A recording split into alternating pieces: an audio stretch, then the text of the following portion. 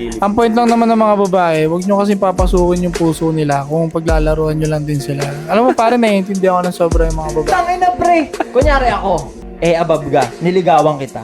Nakanino yung control? Nasa akin, nasa iyo.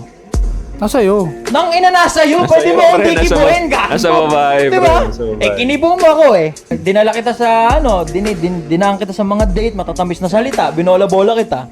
Sinubo mo yung bayag ko.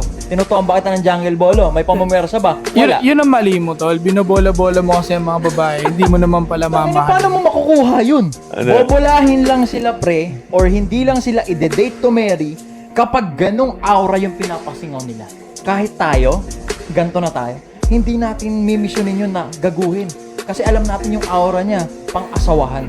Tangina, pag pang-kama, pang-playtime yung aura na pinapasingaw mo, huwag kang magtaka kung bakit, Tagalog naman to!